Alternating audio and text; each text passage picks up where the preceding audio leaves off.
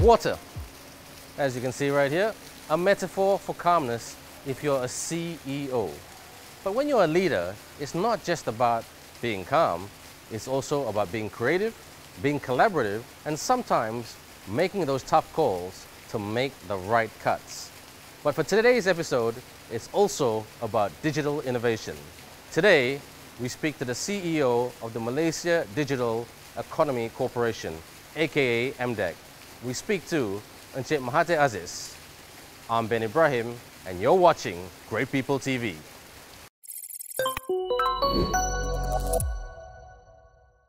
By the way, let me just start by saying congratulations on the role. 1st of September, you're coming up to your 7th month. I'm sure in typical Malaysian style, you've heard that word congratulations 702 times. Okay. But I'm going to say it for the 703rd time. But all numbers aside, how has it been? I think it has been very, very exciting. The thing about this is that I would say that I've been preparing myself for some role quite similar for something like this.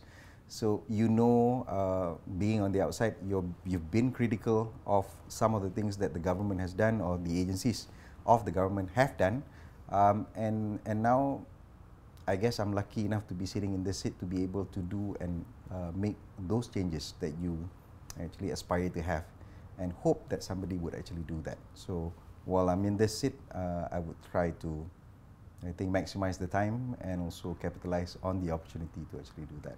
Nice, nice. Now, CEO, Chief Executive Officer, Chief Entertainment Officer, Chief Execution Officer, whatever you want to call it. It's a big job. Yeah. It's a tough job. HR question, human capital question. How did you get to this point? You know, in terms of not just the skills, the qualification, but the characteristics, the X factors, the grit. How did you get to this position? Because it's not easy.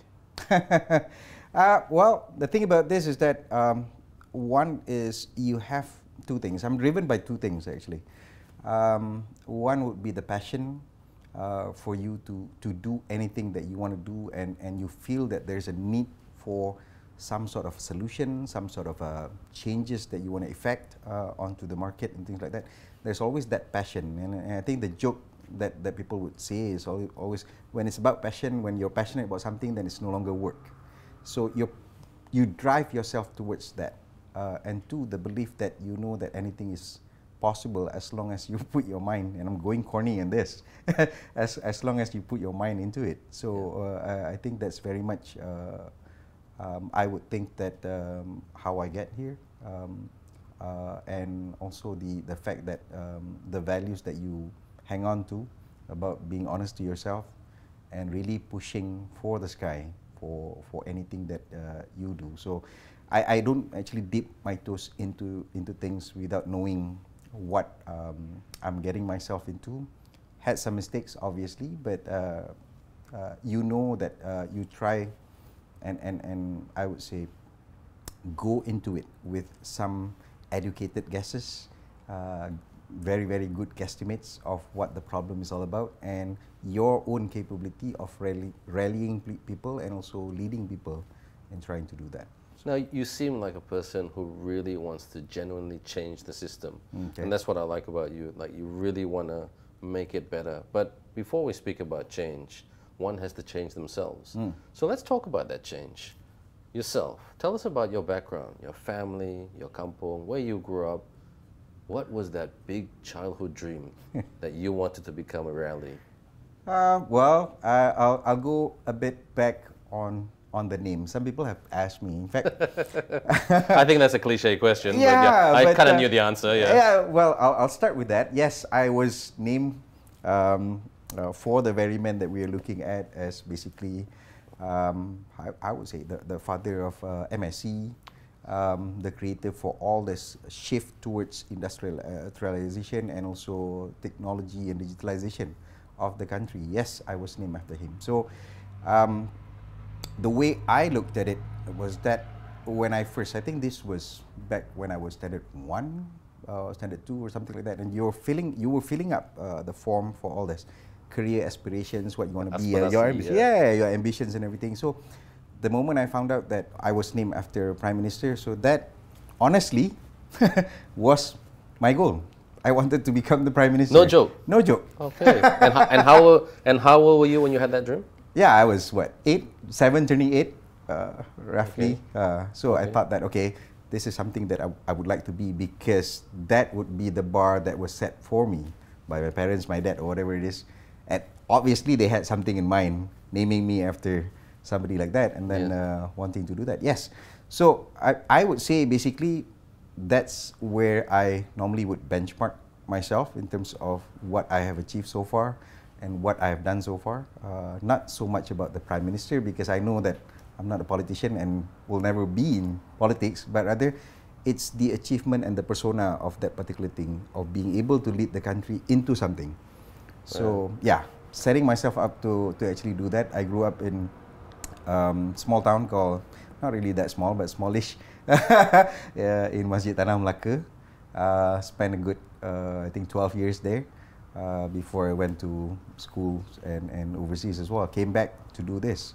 I was in a few multinational organizations, but I felt the need and the call to actually come back to really do something for the country. It really is. Like I said, it's corny. Somebody will say, yeah, okay, yeah, fine.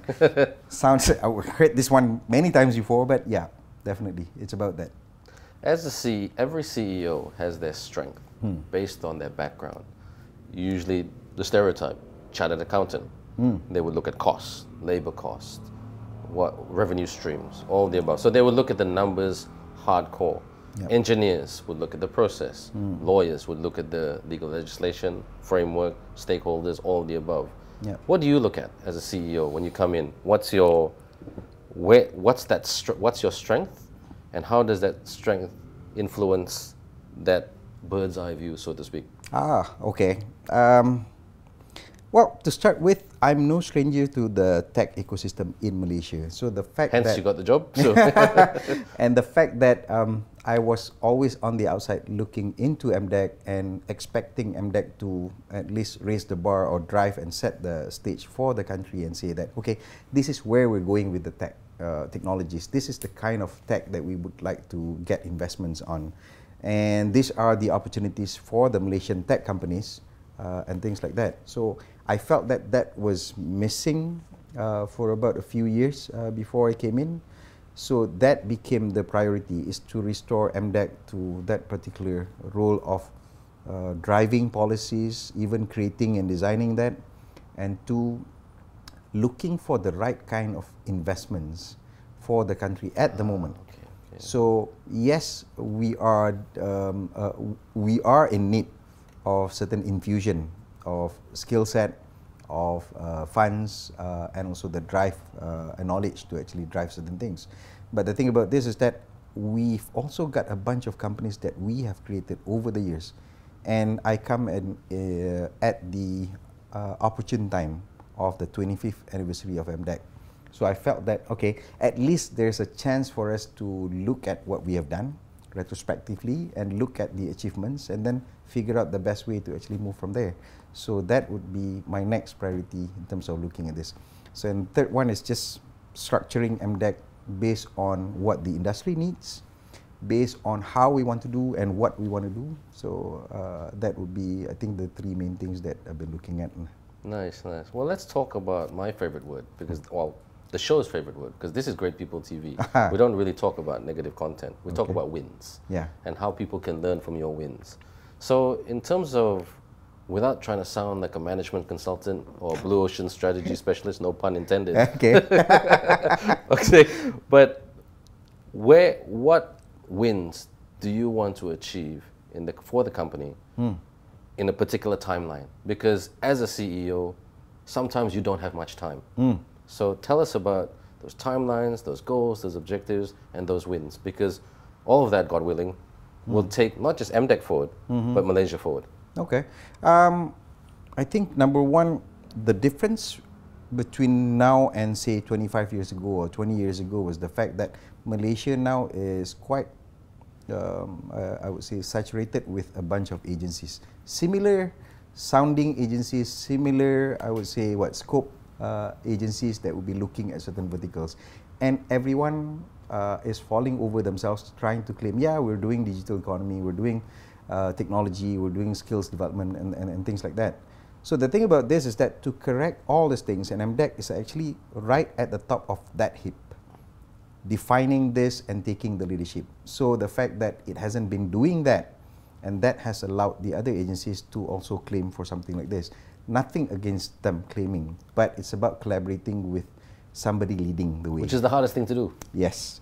So it's about you proving, us proving ourselves to say that we are in this set of, what do you call that, leadership position because of the things that we have done before this and the things that we continue to do so. So that's why policy making is much bigger than just running programs.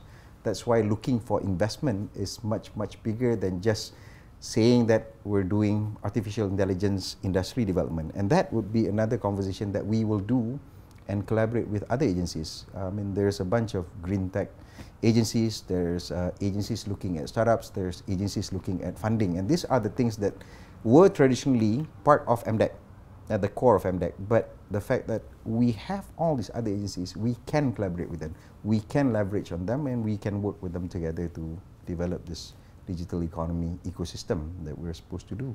So what you're saying, Mahadhir, is like, if I could answer your question in simple terms, correct me if I'm wrong. Okay. Policy making, green tech, and the right investments. So those are the three things that you really, really want to get. Okay. Okay. And what I mean, we speak about. I mean, speaking about the digital lingo. I'm not trying to sound like a digital expert because I'm not. Okay. Me neither. I mean, my team and I are learning every day because we're from the TV background. Okay, so we're transforming. But I mean, those words, investment, big data, it must be said every day in this ecosystem of digital. You know, but in terms of tangibility, success, what should it look like? Well, the thing, how should I say this? Malaysia has been focusing a lot on creating supplies, and that I think is one of the biggest achievements as a country. Not just MDEC, but a set of agencies that we're trying to do. We're churning out, data scientists. We're churning out artificial intelligence experts, engineers, software engineers, coders, at all levels, from school levels until university and everything. And people are creating all this set of supplies, including today, I think throughout the MCO, the focus is about bringing merchants, offline merchants, into the online marketplace. So this is, again, it's about the supply of all these things. We are never short of that. We have funding, especially on the startup ecosystem at possibly pre-seed, seed, and maybe Series A. The thing about this is that the demand is not there. We are not building for Malaysia. We're not supposed to be building just for Malaysia. We should be looking at ASEAN. And now we've signed, I think we have signed the trade agreement, especially the RCEP, which looks at being able to trade globally with other countries like Japan and China as well. And that is the size of about 1/3 of the global GDP. So again, the mindset now is that this supply would be looking at those markets. So I think agencies like us should be better off serving those companies and Malaysia as a whole, looking at creating the right kind of demand. That's right. So investments will be coming related to those demands, but again, maybe building another set of supplies that we don't have. Nice. So again, that's why I said contextual, purposeful kind of work that we should do. Now, the next question is the million-dollar question, no pun intended, and I think a lot of our viewers will be probably rewinding your answer about 52 times. MDEC is not just about the digital revolution or the digital evolution of Malaysia and ASEAN countries, correct? It's also about the startups, the entrepreneurs, the SMEs. How do they go to the next level and be world beaters? You know, like my favorite saying, over the sea. Win over the sea. Be the best over the sea. Be the best in the world. Who's to say Malaysia can't? Okay, now how does MDEC fit into that journey with those startups, SMEs, entrepreneurs? And no disrespect, I'm not looking for a cliche answer, but more looking for, because people want to know, these are tough times that we work in, Mahadhir. You know, COVID, work from home. Yeah. You know, the economies are not great. Global economies are not great. So, how can this MDEC be different? Okay. And help those people out there, because those are the ones who drive economies. I think SMEs, especially IT and tech SMEs, would be the ones driving a lot of these projects as we see today. And as I've said earlier, we continue to build this. We continue to encourage people, go into entrepreneurship, go into startups, be a startup. You can own your business and, you know, make money, make a living out of it. And how we wanted to address that was that today we have close to 3,000 MSC status companies. Oh, that's nice. Out of a universe of maybe close to 4,500, 5,000 MSC companies originally. So some of those, the delta that we see was basically companies either have gone bust, have actually surrendered their MSC status because they cannot, they can no longer comply to the requirements of MSC and so on and so forth. But again, what are we doing with these companies? People are shouting because they cut across different vertical sectors of industry. So there's creative content, game developers, there's also, I think, software developers, big mobile solution startup developers and things like that. And there are companies like, larger companies like system integration companies. SI, yes. Yeah. So the SIs are possibly not part of this MSC ecosystem. Not, yeah? No, okay. I wouldn't think so, because they're big enough to be able to survive, at least all this while. And these are the ones who are putting foreign systems together and then installing it for government systems. So what we are trying to do now is, one, take a look and take stock of what we have, this 3,000 companies. And then there's a whole lot more inside the ecosystem of Malaysia alone, and we don't know how many those companies are and exist today, and start to put some structure and form into how they function, what kind of solutions that you have, what kind of maturity that you have right now at the moment, and what kind of customers and clients that you're serving. So we want to be able to put them together. A part of this refresh, or the successor to MSC, is Malaysia Digital. So it's not just about renaming Multimedia Super Corridor to just Malaysia Digital, but what we wanted to do is then look at the supply that we have, put some, I would say, categorization, tiering into what they have right now to offer, and then enable them to incorporate their solutions into what Malaysia wants to do. Say, for example, we're looking at MySejahtera, and I'll go into this a bit more sensitive thing. MySejahtera was a requirement that came up because of COVID and things like that. Of course. What would be the easiest one, had we had the opportunity, was that, okay, we feel that we need a system then, back in 2020, we need a system that can track where people go, whether they have been, you know, in close contact with other people and things like that. That was a basic requirement, and I can tell you, at least there's 100, maybe 200 companies in Malaysia then that can develop this. Unfortunately, the government didn't have access to that particular database to know this company is capable and that company is capable. We can put them together and come up with this without spending so much money now having to actually acquire this MySejahtera system. And that's just one. We're looking at the National Super App, we're looking at the Digital National ID, and these are the kinds of things that Malaysian companies, the very companies that we have developed, should be a part of. 100%. Yes. So the plan for them now is to look at, you're this size of company, possibly tier 2, and you can join and actually participate in the kind of Malaysia Digital catalytic projects of this size. You're tier 1, you go for the big ones. You don't compete and start to kill off the smaller ones, but rather become the, what do you call that, the umbrella concept. You grow and build this new and smaller startups. So startups, SMEs, MSMEs even at certain points, including SIs and companies that we feel are ready to be and potentially can be the unicorns, are the ones that we should be looking at. The unicorns shouldn't come from only startups with great ideas. Yes. They could be coming from established players today, the SIs that we're looking at, public listed and all that. They can be who are pivoting. Yes. Yeah. Why not? Yeah. So again, we don't leave this set of companies behind, and we don't want to. And I think Malaysia shouldn't be just discounting them. They don't know anything. They just put systems together and then that was it. These are the guys who have developed mission critical systems for Malaysia as well, and they have a part in the history and also the future of where Malaysia wants to go as far as the digital economy ecosystem is concerned.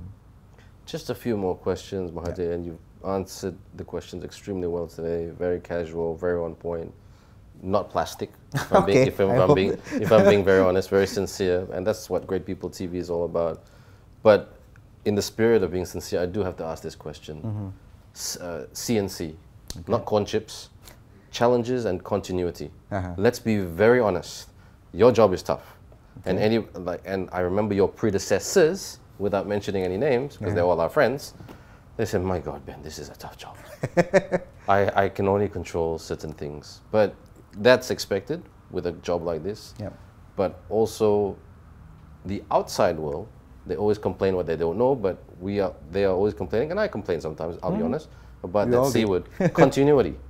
Because you got great ideas. The person before you was intelligent. Before that was intelligent. You're very smart, but somehow there was just too many challenges. So tell us about this role in a nutshell in terms of the challenges, and more importantly, how can that continuity grow so nothing ever stops growing? Well, I think challenges can come in many forms today.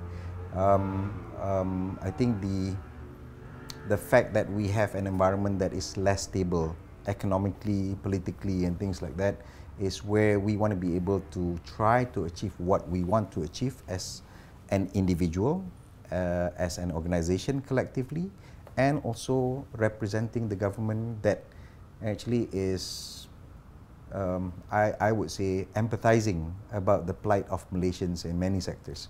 So we're trying to put this together and then present this, not just present as in telling them, but actually delivering what we want, showing it and delivering it and giving away the things that we said. You know what, technology, like we said, entrepreneurship is a possible career, a potential career for you to consider. So show them where they are and how they graduate from being an micro SME entrepreneur to being somebody, a retailist, maybe in a few years. So there must be ways for us to demonstrate that it works, these particular opportunities. So technology, digital tools and skill set would be one way for us to restart and actually reclaim some of the limelight that Malaysia has before, I think. So this would be the one of the biggest challenges. People are going and attending our training and be part of this, whether they are school children or even school leavers or even just the mums and pups, and say that, okay, you know what, if I subscribe and have this e-wallet system, I'll increase my exposure, I would increase my revenue and things like that. So you got to have enough proof points for that to work for them. Similarly, for the IT companies, if I were to subscribe to what Malaysia is trying to do today, I can use that as my case study and as a proof of traction that I have domestically, and therefore I can sell overseas. So I think that would be a set of challenges that would present and continue to present itself throughout, whether I'm here or after I've left and things like that. Second, in terms of continuity of what MDEC has to do, again, with all due respect to the people that have come before me, I think at different eras and stages of MDEC as a whole, there will be a set of priorities. I think similarly, if I can just cite the first phase, it was very much about establishing the right kind of projects, and then the corridors where we send people and develop this. And when the time comes for me to come in, we have liberalized MDEC. So not just MDEC, MSc itself. So you can be anywhere. The form of where you are situated within Malaysia to be enjoying Malaysia Digital, to be enjoying the digital ecosystem and things like that, is basically experienced in a different manner compared to before. So this would be something that we are looking and planning and structuring ourselves to actually continue to do that. No, that's good, because we all want to see continuity. And there's not just only 2 more questions left. You know, Mahadhir Aziz, Chief Executive Officer of MDEC, what's your message to everyone out there, not just Malaysians, you know, those entrepreneurs, those startups, those young child who's dreaming of, not, no disrespect, of being a lawyer, doctor, or a traditional role, maybe a coder, you know, giving the Silicon Valley people a run for their money, making Malaysia a Silicon Valley. What's your message to them to work with you and MDEC to grow the ecosystem? I think the name of the game is about collaboration. Nowadays, we have so many people with different mandates and overlapping in some cases as well, to be able to see how do we best serve not just the country but the ecosystem in trying to grow and develop this country together. So it's not about being territorial and say that this is my part, you don't do this, but I'm supposed to do it, but yeah, I'll get around to doing it. So that is, I think, the case where we would have across these agencies. And I'm being very critical, not just of MDEC, but the entire ecosystem of Malaysia, looking at it from a citizen. I just happen to be sitting in this seat and be able to effect that change and say that let's go and do this together. We have to look at the best way to develop the right ecosystem. It's not about, oh, I'm doing investment, you're not supposed to be doing investment, or I'm taking this investment at this state this way, I know the federal works the other way. So now we have a lot more engagements. In fact, I'm flying off to KK this weekend to look at engaging the state investment promotion agencies in terms of looking at investment and also ecosystem development. There's a lot more that we can share with the rest, as opposed to just being the sole federal agency or just a set of federal agency and say that, okay, the whole of Malaysia, please go this way because we're moving in this direction. People are a lot more intelligent today. People have a lot more exposure to the digital economy and digital ecosystem, and they know how to develop this possibly better than we do, at least at the state level. Work with them and work how we can actually get to that point where it's beneficial to all of us. And final question, Mahadhir.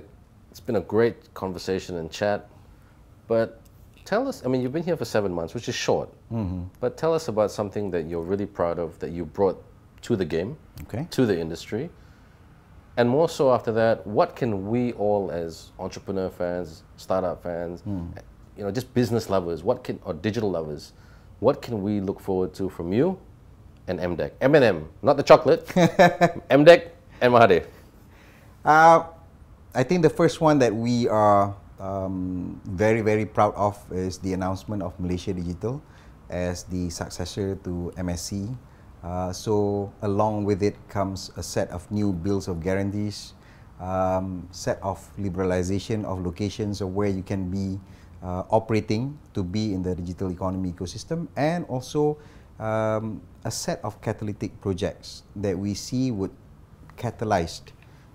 spark a set of interest coming from the investors, from the ecosystem players, again the tech companies that we have in Malaysia, and also the fact that we have opportunities to shape this together with the Malaysian companies moving forward. So that would be, I think, something that we are extremely proud of.